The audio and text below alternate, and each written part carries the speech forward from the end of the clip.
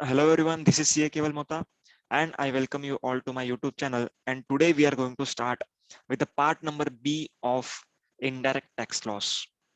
Part number A was GST, part number B is customs and FTP.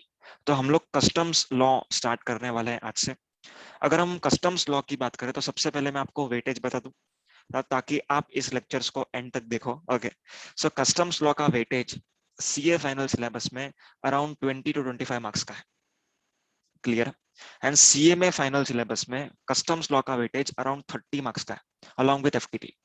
CMA inter में भी customs law आता है, but CA inter में customs law is not in the syllabus. Okay, so CA final, CMA final and CMA inter, these three people can watch these particular videos. Okay, तो customs law की हम अगर बात करें तो सबसे पहले समझते हैं कि ओवरव्यू क्या है इस लॉ का। What is the meaning of customs law? जब हम कस्टम्स लॉ की बात कर रहे हैं, there are few things which are included in the ambit of law.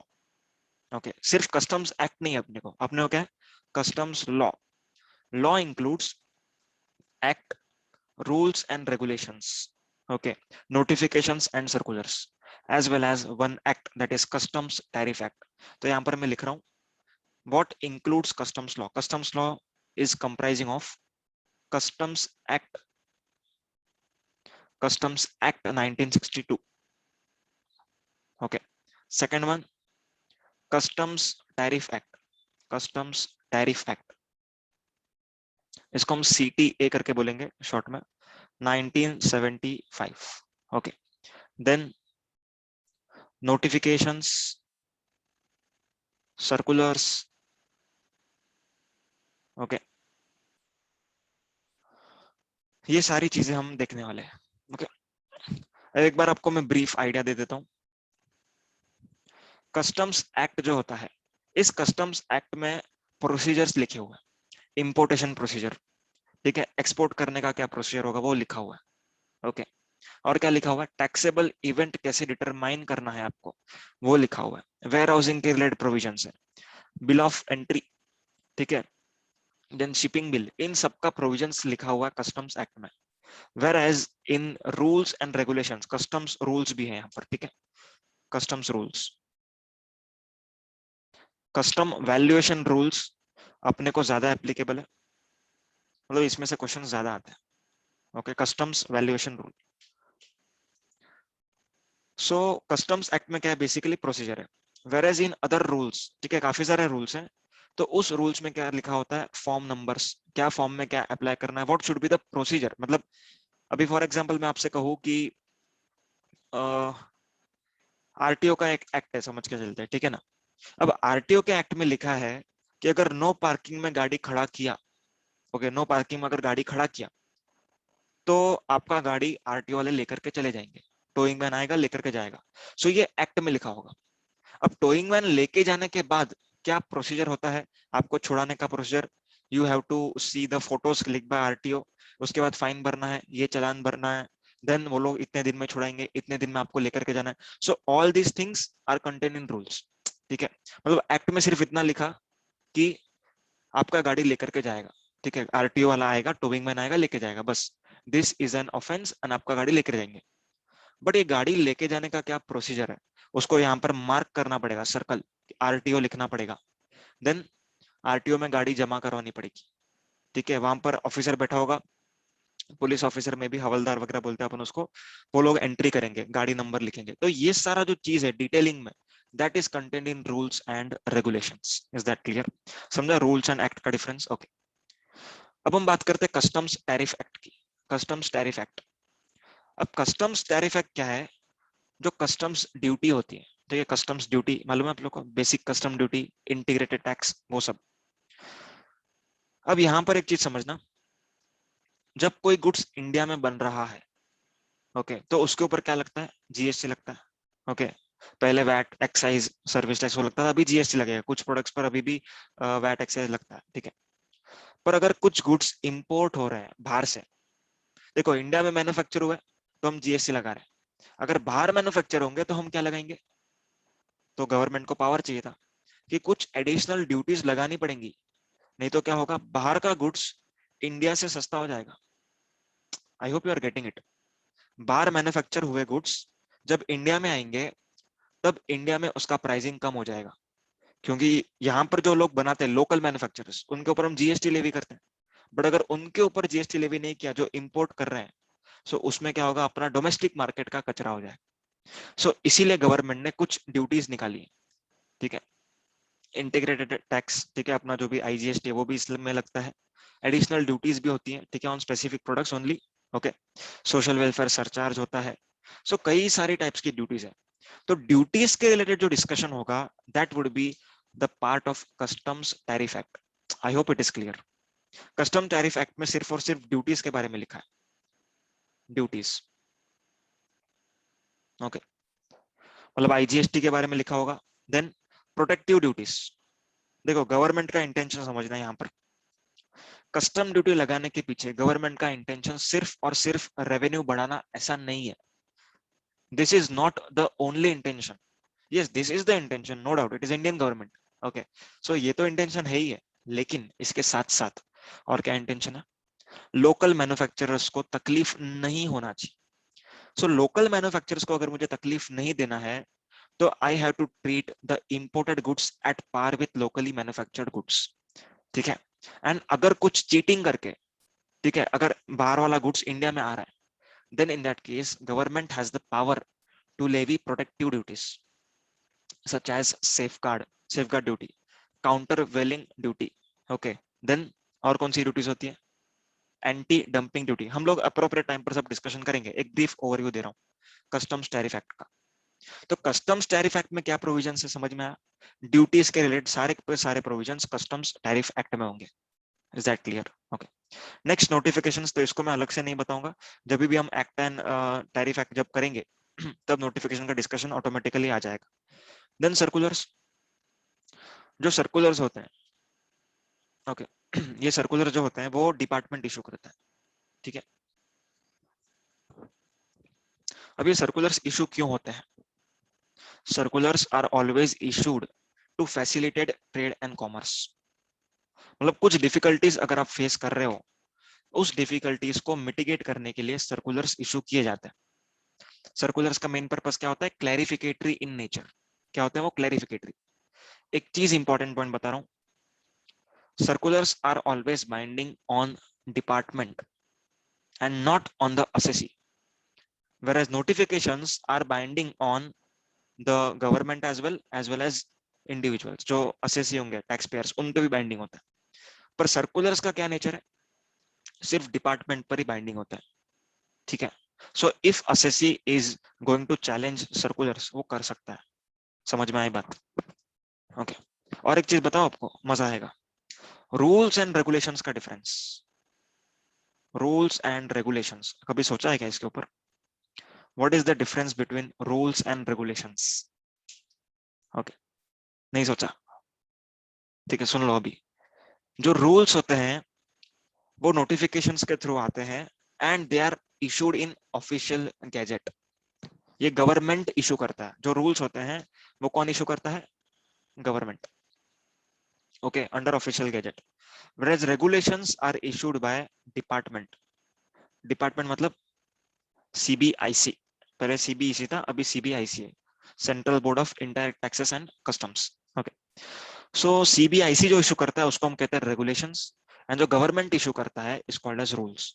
समझ में आ रही है बात? ओके, देन रूल्स में हम पढ़ने वाले काफी सारे रूल्स देखेंगे, custom valuation rules being most important, ठीक है। सबसे इंपॉर्टेंट कस्टम वैल्यूएशन रूल्स होंगे, इसमें इंपोर्टेड गुड्स का भी रूल होगा एंड एक्सपोर्ट गुड्स का भी रूल होगा, ठीक है। So this all things we are going to cover in this particular part number B, ठीक है। अब आपको मैं चैप्टर का एक बार फ्लो बता देता हूँ, चैप्टर का एक बार फ्लो देख लेता है ताकि हम और आप दोनों जन सेम पेज पर रहें, ठीक है। चलो, अब फ्लो कुछ इस तरीके से होगा, सबसे पहले आपको मिलेगा introduction, okay, introduction to customs law, okay. उसके बाद टैक्सेबल इवेंट का चैप्टर होगा एक, टैक्सेबल इवेंट। अब इसमें सेक्शन नंबर 12 का डिस्कशन होगा, ठीक है, section number 12। Along with that यहाँ पर होगा रेमिशन, अबेटमेंट एंड वो सारा जो डिस्कशन है, पिल्फरेज, डी नेचरिंग, ठीक है, देन री इम्पोर्टेशन, ये सारा चीज इस पर्टिकुलर चैप्टर में होगा। इसका नाम है levy levy and remission and abatements, ठीक है, remission abatements. Is that clear? Okay. उसके बाद आपको एक चैप्टर मिलेगा जिसका नाम होगा डेफिनेशंस। Okay, definitions. अब डेफिनेशंस पढ़ना जरूरी है क्या? आंसर इज जरूरी नहीं है, लेकिन रेफरेंस लेना बहुत जरूरी है। कभी कभार अपने को कुछ चीज समझने के लिए डेफिनेशन का सहारा लेना पड़ता है। ओके, सो बेसिकली डेफिनेशन में आपको पहले बताऊंगा, बाद में टैक्सेबल इवेंट आएगा, क्योंकि डेफिनेशंस में जो भी हम कवर करेंगे वो टैक्सेबल इवेंट वाले चैप्टर के लिए भी आपको काम आएगा। ओके, तो यहाँ पर मैं थोड़ा सीक्वेंस ऊपर नीचे कर रहा हूँ।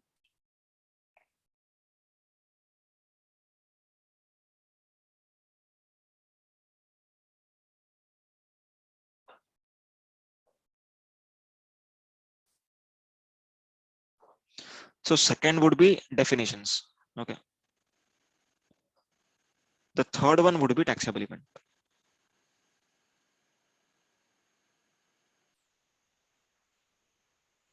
Is that clear? Okay. उसके बाद हम देखेंगे असेसमेंट। असेसमेंट मतलब self assessment and provisional assessment, ठीक है। Self assessment and provisional, section number 17 and 18, ये दोनों इसमें कवर किया गया है। ओके, उसके बाद हम देखेंगे types of customs duty. Types of customs duty. उसके बाद हमारा डिस्कशन होगा classification of goods. Classification of goods. Okay, then अपना डिस्कशन चलेगा वैल्यू ऑफ सप्लाई पर, मतलब वैल्यूएशन प्रोविजंस, वैल्यूएशन। उसके बाद होगा इंपोर्ट एक्सपोर्ट एंड ट्रांजिट, ठीक है, transportation, import export and transportation procedures, इसको आप इंपोर्ट एक्सपोर्ट प्रोसीजर्स के नाम से जानते हो, ठीक है ना।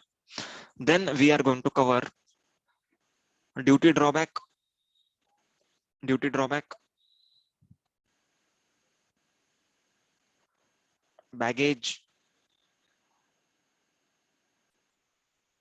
And refund and exemptions. इतने चैप्टर्स हम लोग कवर करने वाले हैं, ठीक है। एंड सीएमए फाइनल के लिए बता दूं एक बात, आपको वेयर हाउसिंग का जो चैप्टर है वो भी मैं आपको अलग से एक वीडियो दे दूंगा, ठीक है, वेयर हाउसिंग का chapter. So this all content we are going to see in customs in very much detail, ठीक है। अब हम बात कर लेते हैं मटेरियल का, क्या मटेरियल हम यूज करने वाले हैं इतना सब सीखने के लिए। सो मटेरियल जो होगा वो सबसे पहला होगा मेरा चार्ट बुक, ठीक है। चार्ट बुक में तो आप लोग को मालूम है फ्रीली में अवेलेबल रखा ही है उसको, तो चार्ट बुक में जितने भी हैं वो भी हम करेंगे।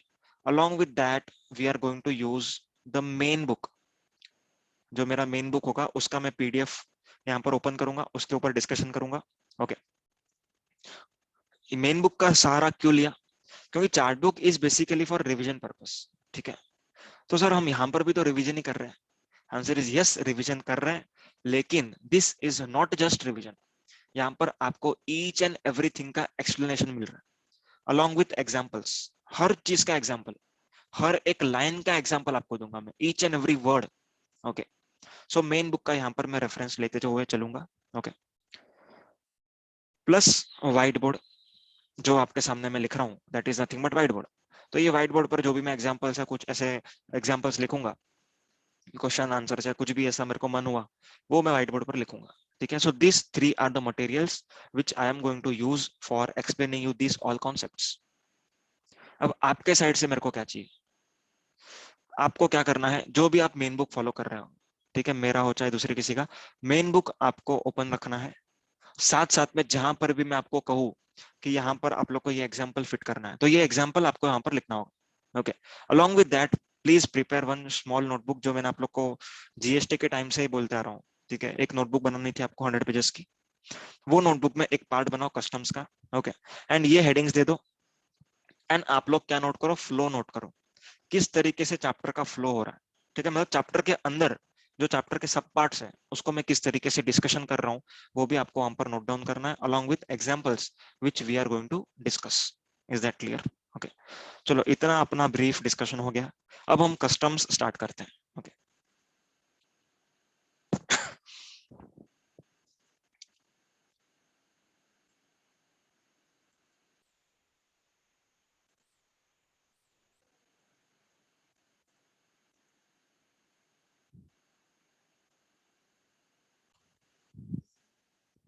Okay, the first chapter that is introduction to customs law. अब कस्टम्स का बेयर मीनिंग क्या होता है? बेयर मीनिंग मतलब एकदम literal meaning. Customs, customs means रीति रिवाज। क्या है? रीति रिवाज। अब रीति रिवाज मतलब क्या? किस चीज का रीति रिवाज? जूने जमाने में जो होता था ना, दैट इज कॉल्ड एज रीति रिवाज। मतलब बहुत सारे सालों से चलता आ रहा है, सदियों से चलता आ रहा है, उसको हम कहते हैं रीति रिवाज। अब रीति रिवाज क्या होते थे पहले वो समझते हैं। अब मान के चलो कि मैं ए प्रोविंस का राजा हूं, ठीक है? मैं ए प्रोविंस का राजा हूं, यहाँ पर है बी प्रोविंस का राजा, ठीक है? तो मेरा नाम मिस्टर ए है, उसका नाम मिस्टर बी है। ओके, हम लोग दोनों अपने अपने जगहों के राजा हैं। ओके, अब जब भी मैं इनके दरबार में हाजिरी लगाता था, ठीक है, या तो फिर मेरे यहाँ के कुछ लोग जब वहां पर बिजनेस करने जाते थे, ध्यान से सुनना, यहाँ पर समझ के चलो कि पर्टिकुलरली टेक्सटाइल प्रोडक्ट्स अच्छे बनते हैं, ठीक है? एंड यहाँ पर फूड प्रोडक्ट्स अच्छे बनते हैं। क्यों? क्योंकि यहाँ पर जो जमीन है वो कॉटन को ज्यादा मतलब उपजाऊ बनाती है, एंड यहाँ पर खाने पीने की चीजें ज्यादा अच्छी बनती है। सो कहना से इन दोनों को आपस में कुछ एक्सचेंज करना चाहिए। ये सर, इन लोगों को आपस में कुछ जरूर एक्सचेंज करना चाहिए, ताकि ए स्टेट के पास टेक्सटाइल प्लस फूड बने एंड फूड वाले के पास भी टेक्सटाइल आए। यस और नो, समझ में आ रहा है क्या? मतलब कोई भी प्रोविंस खुद में सेल्फ सफिशिएंट नहीं थी, ठीक है? तो उनको एक्सचेंज करना पड़ता था। ओके, तो यहाँ के कुछ लोग, ठीक है, जो ए स्टेट है उसके कुछ लोग बी में जाकर के, ठीक है, मतलब बी प्रोविंस में जाकर के बिजनेस करते थे। तो यहाँ का राजा बोला कि आप लोग यहाँ पे आके बिजनेस कर रहे हो तो मुझे कुछ तुम लोग शुल्क दोगे या नहीं? देना ही पड़ेगा। क्या बोला मैंने? शुल्क। What is the meaning of शुल्क? शुल्क का मतलब क्या हुआ? शुल्क का मतलब इंग्लिश में हुआ ड्यूटी। क्या मीनिंग हुआ? ड्यूटी। Is that clear? इसको हम कहते हैं ड्यूटी। मतलब दूसरे प्रोविंस के लोग जब दूसरे प्रोविंस में जा रहे हैं, मतलब ए के प्रोविंस के लोग जब बी में जाकर के बिजनेस यहाँ पर करने वाले हैं, तो बी जो है वो क्या मांगता है? जो भी आपने बेचा मेरे को थोड़ा सा एक टैक्स दे दो, ड्यूटी दे दो, ठीक है? It is your duty to pay some amount to me, because आप यहाँ पर आके कमा रहे हो, ऑब्वियसली मैं तो कुछ तो मांगूंगा कि नहीं, ठीक है? सिमिलरली अदर वे राउंड, जब बी वाले लोग ए में आकर के बिजनेस करते हैं तो ए भी कुछ जरूर मांगता है, ठीक है? वो भी यहाँ पर ड्यूटी मांगेगा। तो ये क्या हो रहा है यहाँ पर? ध्यान से देखो, जो ए है, ठीक है, वो यहाँ पर जाकर के सेल कर रहा है, मतलब ए के जो लोग है वो यहाँ पर आके सेल कर रहे हैं। तो जब गुड्स मेरे यहाँ से यहाँ तक जा रहे हैं तब मुझे ये कस्टमरी प्रैक्टिस जो है उसको फॉलो करनी पड़ती है, जिसको हम कहते हैं कस्टम्स। ओके, अब धीरे धीरे एजेस बढ़ते गए, मतलब सालों साल बीतते गए। अब एक टाइम आ गया कि ये पूरे बिजनेस मॉडल को हमको एक प्रॉपर एक्ट के तरीके में लाना पड़ेगा, प्रॉपर फॉर्मेट में, ठीक है? एक्ट के फॉर्मेट में लाना होगा। तो ये कैसे किया जाए? इसके लिए कस्टम्स लॉ बनाए गए, ठीक है? मतलब एक टेरिटरी से दूसरे टेरिटरी तक अगर आप जा रहे हो, आप वहां पर गुड्स बेच रहे हो, ठीक है, मतलब ए से लेकर के आप बी में गुड्स बेच रहे हो, देन उस केस में क्या होगा? उसके लिए कस्टम्स एक्ट बनाया गया to govern international trade and commerce. I hope it is clear. अब इंडिया में भी पहले कस्टम्स चलता, मतलब पहले विद इन इंडिया भी कस्टम्स हुआ करता था, एकदम पहले, बहुत बहुत जुनी बात कर रहा हूँ, ठीक है? मतलब तभी कैसा था, महाराष्ट्र का एक राजा होगा, ओके, तेलंगाना का एक राजा होगा, दोनों जन बोलेंगे कि मैं इधर का राजा हूं, आप उधर के राजा हो, ओके? पर अभी ऐसा नहीं है, अभी इस पूरे देश का एक ही राजा है, सेंट्रल गवर्नमेंट, ठीक है? तो इसके लिए जीएसटी लग गया है, एंड इंडिया के अंदर अगर आप ट्रांजेक्शन करते हो सो यहाँ पर कस्टम ड्यूटी नहीं लगता। समझ में आई बात? So custom duty is only applicable in case of international trade. अब यहाँ पर मैं लिखते जा रहा हूँ कुछ कुछ। सबसे पहली चीज क्या समझी? International trade. इंटरनेशनल मतलब क्या? दो अलग कंट्रीज, दो अलग countries. Okay, so two different countries के बीच में अगर ट्रांजेक्शन होगा तो हमारा कस्टम्स पिक्चर में आएगा। Two different countries. Okay, next बात। अब कस्टम्स लॉ जो है वो क्या सर्विसेज पर लगेगा या सिर्फ और सिर्फ गुड्स पर लगेगा? Answer is only and only on goods.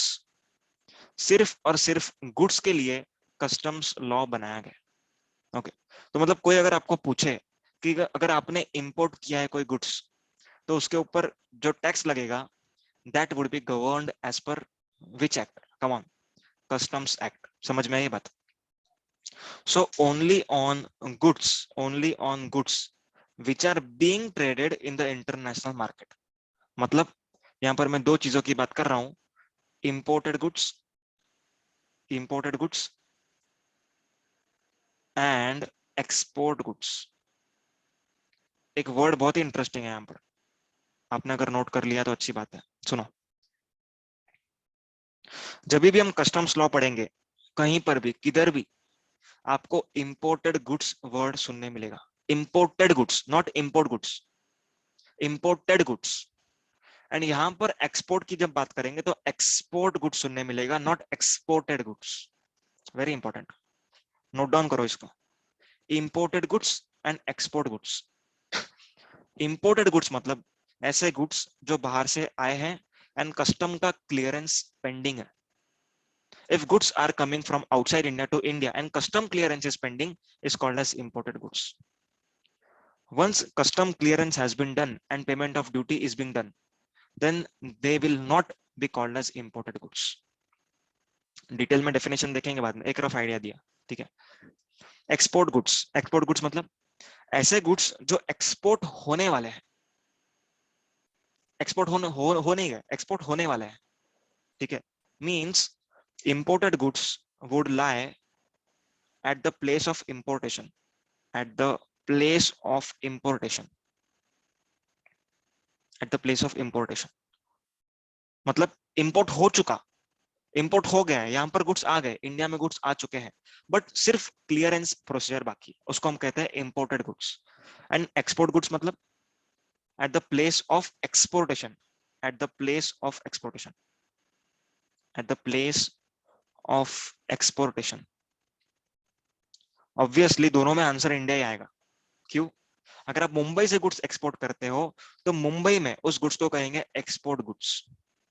And अगर आप न्यूयॉर्क या फिर दुबई वहां से गुड्स इंडिया में लेके आते हो तो मुंबई में जब गुड्स आएंगे आपके तब उसको हम कहेंगे imported goods. Is that clear?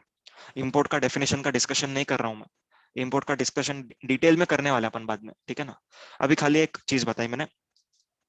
हाँ, तो बताओ मुझे, इंटरनेशनल ट्रेड एंड कॉमर्स में अगर गुड्स का ट्रांसपोर्टेशन हो रहा है, मतलब आउट ऑफ इंडिया से इंडिया या तो फिर इंडिया से outside India, then what which act would be levied? Customs act. ठीक है, जो भी एक्ट कौन सा लगने वाला है? कस्टम्स एक्ट लगने वाला है। तो यहाँ पर एक मैं ब्रीफ समरी बता रहा हूँ आपको। Domestic transactions of goods, domestic transactions, okay, यहाँ पर लिख रहा हूँ गुड्स, यहाँ पर है सर्विसेज। ओके, गुड्स में क्या लगेगा? डोमेस्टिक ट्रांजैक्शन में जीएसटी एक्ट लगेगा, सर्विसेज में भी जीएसटी एक्ट लगेगा। I hope it is clear. Okay, अगर इंटरनेशनल ट्रेड है, इंटरनेशनल मतलब from India to outside India और आउटसाइड इंडिया टू इंडिया, तो यहाँ पर मैं इंटरनेशनल लिख रहा हूँ। ओके, सो इंटरनेशनल में अगर गुड्स का मूवमेंट है, ठीक है, एंड इंटरनेशनल में सर्विस का मूवमेंट, दो अलग पार्ट में डिवाइड किया। ओके, अगर गुड्स का मूवमेंट है then it would be governed as per customs act. Is that clear? And अगर सर्विस का प्रोविजन है, मतलब यहाँ से इंडिया से कोई सर्विस दे रहा है बाहर या बाहर से कोई सर्विस ले रहा है इंडिया में, then GST act would be applicable. I hope it is clear now. Okay, so goods, import of goods and export goods, ठीक है, इसी केस में क्या लगने वाला है? कस्टम्स लगने वाला है। So international trade, okay, international trade and वो भी गुड्स का, then only customs act would be applicable.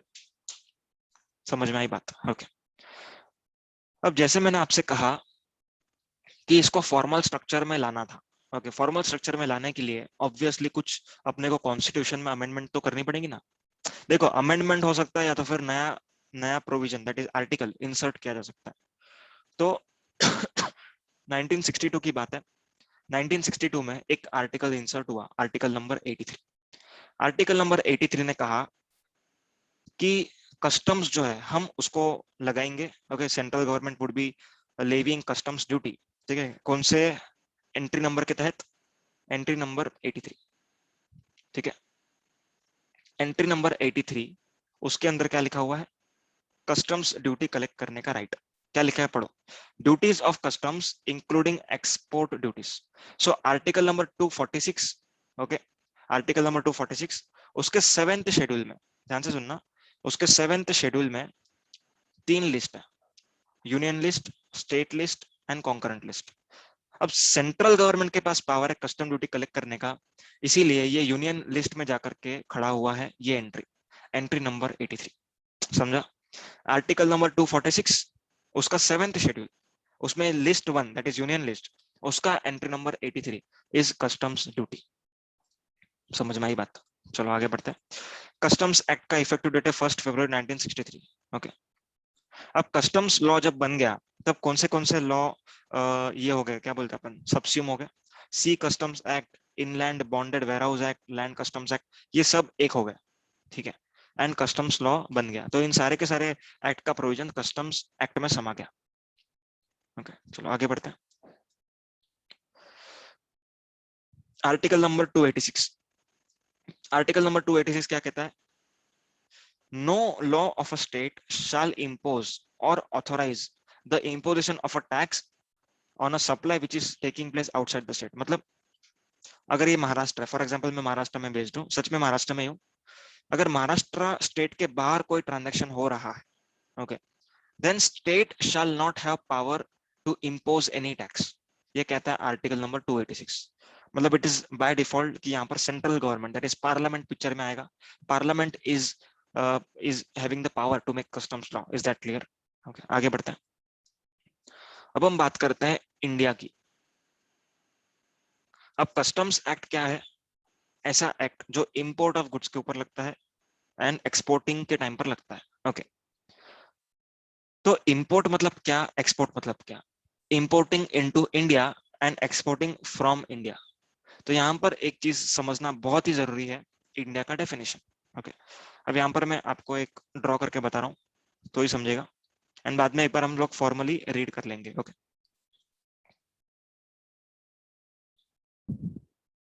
Okay, तो यहाँ पर चलो एक डायग्राम बना लेते हैं पहले।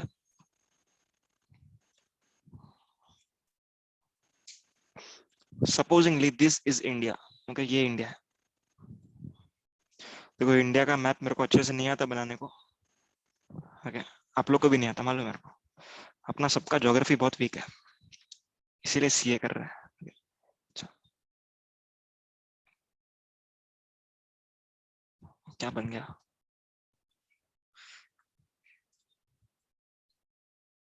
तो ये इतना ही पार्ट बना रहा हूं मैं। So supposingly this is the base line, ठीक है, इसको अपन बेस लाइन पकड़ के चलते हैं। If this is the base line मतलब क्या होता है, जो अपना कोस्टल एरिया होता है, ठीक है, उसके लग करके जो हिस्सा होता है उसको हम कहते हैं बेस लाइन।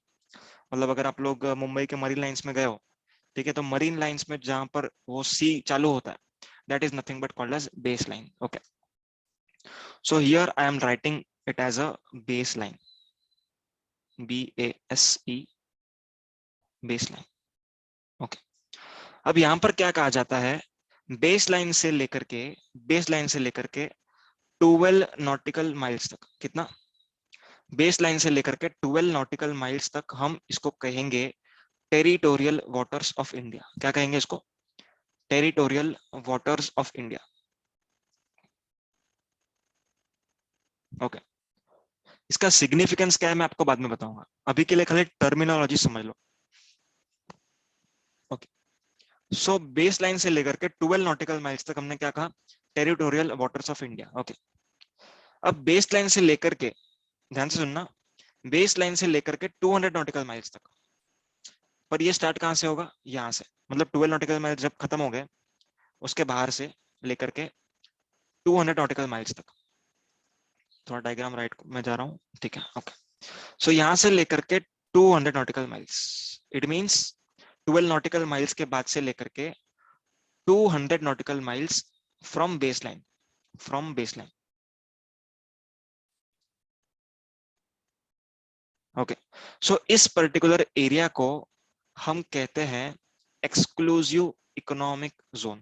क्या कहते हैं इसको, exclusive economic zone.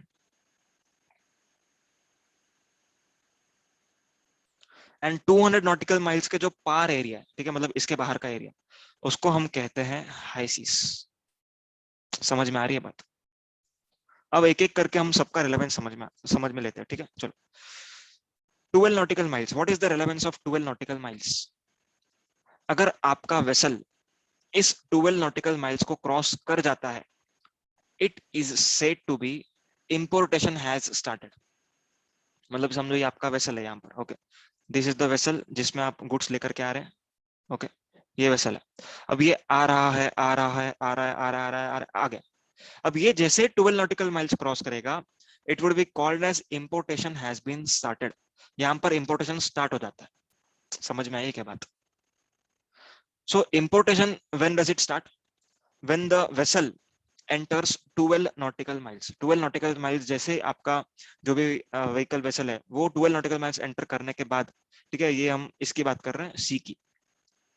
12 nautical mile enter करने के बाद इसको माना जाएगा importation has been started, importation starts, okay. अब खत्म कब होगा उसका डिस्कशन अपन बाद में करेंगे टैक्सेबल इवेंट के चैप्टर में। सो अभी के लिए सिर्फ इतना ध्यान में रखो कि इंपोर्टेशन यहाँ पर स्टार्ट हो गया। अभी के लिए मैं चलो बोल ही देता हूँ, इंपोर्टेशन कब खत्म होता है? जब your goods become part of land mass of India. मतलब आपके गुड्स जब यहाँ पर कस्टम्स फ्रंटियर पे आ चुके, देन उसको हम कहेंगे कि आपका इंपोर्टेशन प्रोसीजर खत्म, ठीक है। बट इंपोर्टेशन प्रोसीजर ऐसे खत्म नहीं होगा। Importation procedure ends only when you file bill of entry. आप बिल ऑफ एंट्री फाइल करोगे। कौन सा बिल ऑफ एंट्री, ध्यान से सुनना, यहाँ पर दो टाइप के बिल ऑफ एंट्री होती है, ठीक है, चलो वो भी डिस्कशन कर ही लेते हैं। एक रफ आपको आइडिया तो मिल जाएगा प्रोसीजर का। अब आपका वेसल यहाँ पर मैंने क्या कहा, 12 नॉटिकल माइल्स के अंदर आ चुका, ओके। अब मैं ये जो पोर्ट है यहाँ पर ना, इसको मैं पोर्ट नाम दे रहा हूँ एंड पोर्ट को मैं यहाँ पर बना रहा हूँ, here it is a port, ये पोर्ट है। अब यहाँ पर है कस्टम्स का ऑफिस है यहाँ पर, ठीक है। प्रोसीजर की एकदम डिटेल में बात नहीं कर रहे हैं, आईजीएम फाइल करना, एंट्री नोट लेना, वो सब डिस्कशन नहीं है, एक रफ डिस्कशन है। कस्टम फ्रंटियर पे आपका गुड्स आ चुका है, यहाँ पर आपका गुड्स कस्टम्स ऑफिस है यहाँ पर, ठीक है, सारी फॉर्मेलिटी हो चुके हैं, यहाँ पर आपके गुड्स आके अनलोड होके पड़े हुए, ठीक है। कस्टोडियन जो होता है ना, port trust authority, he is the custodian. अब यहाँ पर आपके गुड्स पड़े हुए। नाउ आप पिक्चर में आने वाले हो, आप कौन, importer. Now whenever importer is going to clear this goods, उसके पास दो ऑप्शन है, there are two options available with importer to clear this goods, ठीक है। सबसे पहला ऑप्शन है clearance for home consumption. Clearance for home consumption मतलब यहाँ पर होम मतलब घर पे लेके जाना, ऐसा नहीं। होम मतलब इंडिया, मतलब इंडिया में कंज्यूम करने के लिए इसको लेके जाना है, मतलब डायरेक्टली अपने फैक्ट्री में लेके जा रहा है, ओके। सो इसको हम कहते हैं क्लियरेंस फॉर होम कंजम्पशन। इसके लिए बिल ऑफ एंट्री फाइल करना पड़ता है, okay. Bill of entry file करना पड़ता है। जो भी दिन आपने बिल ऑफ एंट्री फाइल किया, उस दिन हम कहेंगे कि भाई आपका इंपोर्टेशन का प्रोसीजर खत्म हो गया एंड आपको ड्यूटी पे करना है। Is that clear? अब रेट ऑफ ड्यूटी कौन सा लेना है, टैरिफ वैल्यूएशन क्या करना है, वो सब डिस्कशन है ही नहीं अभी। अब सिर्फ एक ब्रॉड डिस्कशन है। सेकंड ऑप्शन क्या होता है, मान लो कि गुड्स इंपोर्ट हो गए, मेरे फंड्स ब्लॉक हो चुके हैं, ठीक है, किसी को देना पड़ गया अर्जेंटली, अब मेरे पास ड्यूटी भरने के लिए पैसा नहीं, ठीक है, या तो फिर मेरे गोडाउन में जगह नहीं है, मैं उधर लेके जा ही नहीं सकता मेरे फैक्ट्री में, क्योंकि रखूंगा किधर। तो यहाँ पर हम लोग क्या करते हैं, इसको वेयर हाउसिंग के लिए रख देते हैं। क्या करते हैं, वेयर हाउसिंग। मतलब आप लोग को ये गुड्स को क्लियरेंस नहीं करवाना है, यहाँ पर ना कस्टम बॉन्डेड वेयर हाउस होते हैं, ठीक है, कस्टम्स के वेयर हाउस होते हैं पोर्ट्स के आजू बाजू, ठीक, कस्टम्स वेयर हाउस। अब ये जो गुड्स है ये पोर्ट पर ऐसे नहीं पड़े रहेंगे, इस गुड्स को कस्टम्स के वेयर हाउस में रखा जाएगा, ठीक है। यहाँ पर ऑब्वियसली वेयर हाउस के कुछ चार्जेस होंगे, ओके, वेयर हाउस का रेंट, देन डीमरेज। देखो यहाँ पर अगर पड़े रहेंगे तो डीमरेज चार्जेस लगेंगे। ओके, पर अगर आप यहाँ पर रखने के बाद आपको ना एक ऑर्डर मिलता है, परमिशन, प्रॉपर ऑफिसर एक ऑर्डर पास करता है। क्या पास करता है order? Permission for warehousing. अब वो वेयर हाउसिंग का परमिशन में लिखा होता है कितने दिन के लिए, how much time period you are allowed to keep this goods in warehouse, ये लिखा होता है। ओके, सो अगर आप उसके बाद लेके नहीं जाते तो तब आपको एक एक्स्ट्रा चार्ज लगाएंगे वो लोग, ठीक है। उसको हम बोलते हैं demurrage charges and all such things. Okay, so warehousing यहाँ पर करना पड़ेगा आपको। अगर आपको लेके जाना है घर पे तो लेके जाओ, अगर घर पे नहीं लेके जाना चाहते तो वेयर हाउसिंग करो। ओके, अब वेयर हाउसिंग करने के लिए स्पेशल प्रोसीजर है, बॉन्ड फाइल करना पड़ता है। ओके, ये सारा डिस्कशन हम लोग टैक्सेबल इवेंट में करेंगे, अभी मैं खाली ब्रॉड ओवरव्यू दे रहा हूँ। आपको एक बॉन्ड फाइल करना पड़ता है। ओके, देन आपको क्या मिलता है? Permission for warehousing. Warehousing का परमिशन मिलने के बाद, ठीक है, अब ये वेयर हाउसिंग के लिए अप्लाई करने के लिए भी आपको एक बिल ऑफ एंट्री फाइल करना पड़ता है, ठीक है। उसको हम कहते हैं into bond bill of entry, ठीक है, into bond bill of entry. तो ये गुड्स जब कस्टम वेयर हाउस में जाएगा तब कौन सा बिल ऑफ एंट्री फाइल होगा? बताओ, which bill of entry? Into bond bill of entry, into bond bill of entry. Clear है? अब मान के चलो वेयर हाउसिंग पीरियड खत्म हो गया, आपके पास पैसे आ गए, सब कुछ प्रॉपर हो गया। अब यहाँ से आप गुड्स लेकर के जाओगे आपके फैक्ट्री में, इसको हम कहते हैं क्लियरेंस फॉर होम कंजम्पशन। इसको हम कहते हैं clearance for home consumption. Is that clear? Clearance for home consumption. अब यहाँ पर लेके जाने के लिए भी आपको एक बिल ऑफ एंट्री फाइल करना पड़ता है, उसको हम बोलते हैं x bond bill of entry. Is that clear? तो यहाँ पर इंपोर्टेशन जो प्रोसीजर है वो कब स्टार्ट होगा? When goods are entering the 12 nautical miles area, territorial waters of India में अगर आपके गुड्स एंटर कर दिए, आपका इंपोर्ट स्टार्ट हो गया। एंड इंपोर्ट खत्म कब होगा? जब वो इंडिया के लैंड मास का पार्ट बनेंगे, it will form part of land mass of India. Is that clear? तो ये हुआ बेसिक डेफिनेशन ऑफ इंडिया। अब इंडिया में जो एक्सक्लूसिव इकोनॉमिक जोन है इसका क्या रिलेवेंस है? And one more point, this territorial waters plus exclusive economic zones collectively are called as Indian customs water। इसको हम क्या कहते हैं? Indian customs water. Okay, Indian customs water. अब ये जो इंडियन कस्टम्स वाटर है इसमें एक्सक्लूसिव इकोनॉमिक जोन्स भी आ गया and territorial waters of India भी आ गया। एक्सक्लूसिव इकोनॉमिक जोन का मेन पर्पस क्या है, सिग्निफिकेंस क्या है? अगर आपका ये जो शिप है ये स्मगल गुड्स लेके आ रहा है, तो यहाँ पर हम लोग दैट इज प्रॉपर ऑफिसर के पास पावर होता है इसको सर्च करने का, सीज करने का, ठीक है, यहाँ पर कॉन्फिस्केट करने का पावर है। यहाँ पर अरेस्ट किया जा सकता है अगर कुछ जो पर्सन इंचार्ज है वो गलत गुड्स लेकर के आ रहा है, या जो इंपोर्टर है वो गलत गुड्स लेके आ रहा है, या जो शिप है वो स्मगल्ड गुड्स लेके आ रही है, देन उसको हम अरेस्ट भी कर सकते हैं, ठीक है। सो जो ऑफिसर्स जो होंगे, प्रॉपर ऑफिसर जिनके पास पावर होगा, वो लोग अरेस्ट भी कर सकते हैं प्रॉपर जो पर्सन होंगे उन लोग को। Is that clear? So inspection, search, seizure, confiscation, arrest, ये सबका पावर है। Along with that one more important power is firing, मतलब उड़ा सकते हैं। अभी जो इंडिया में हमले हुए थे 2008 में, वो लोग सी के रूट से आए थे, ठीक है। तो सी के रूट से रात को वो लोग आए एंड जो जो ड्राइवर था शिप का, दैट इज कैप्टन, उसको वो लोगों ने मारा एंड देन वो लोग अंदर आए। I think so this is the case which is shown in the movie also. तो यहाँ पर अगर कस्टम ऑफिसर को मालूम पड़ता कि इसके अंदर टेररिस्ट है एंड गोली बारूद लेके आ रहे हैं, ठीक है, ऐसे कुछ गुड्स लेके आ रहे हैं, तो that proper officer has the power to arrest them, ठीक है, अरेस्ट कर सकता है, या तो फिर अगर बहुत ज्यादा ही संगीन लग रहा है तो उसको उड़ा भी सकता है। समझ में आया बात?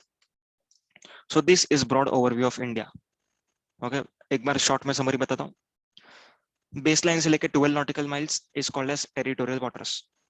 The importance of territorial waters is, जब भी गुड्स आपका टेरिटोरियल वाटर्स को एंटर करेगा, माना जाए कि आपका इंपोर्टेशन स्टार्ट हो जाएगा। ओके, एंड यहाँ पर इंपोर्टेशन खत्म कब होगा? जब वो लैंड मास ऑफ इंडिया का पार्ट बनेंगे, ठीक है, तब खत्म होगा। यहाँ पर हमने कुछ डिस्कशन किया बिल ऑफ एंट्रीज का।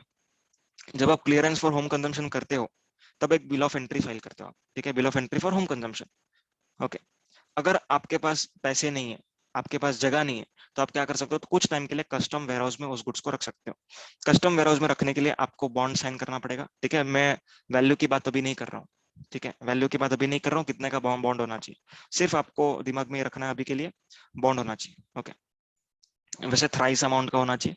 तो बॉन्ड यहाँ पर आपको साइन करना है। देन आपको बिल ऑफ एंट्री फाइल करनी है, not for home consumption but to deposit this goods into warehouse. ठीक है, उसको हम कहते हैं into bond bill of entry. अब आपके पास समझो पैसे आ गए, कुछ गुड्स जगह से क्लियर हो गए, एक स्पेस बन गया, देन आप इसको क्लियर करवाना चाहते हैं तो आपको x bond bill of entry file करना पड़ेगा, एंड आपको ये गुड्स को क्लियर करने मिलेगा on payment of proper rent, warehousing charges, जो भी है।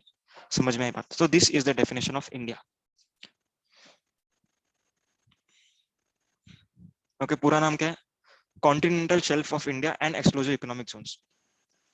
अब और एक बात आपसे डिस्कशन करूंगा, एक्सक्लूसिव इकोनॉमिक जोन्स जो होते हैं, इसमें जो कोस्टल लाइन है, बरोबर, इसके 200 नॉटिकल माइल में जो भी कंट्री होगा, दैट इज फॉर एग्जांपल यहाँ पर इंडिया है, तो इंडिया के पास पावर है कि यहाँ से जो भी नेचुरल रिसोर्सेस मिलेंगे, ध्यान से सुनना, जो भी नेचुरल रिसोर्सेस मिलेंगे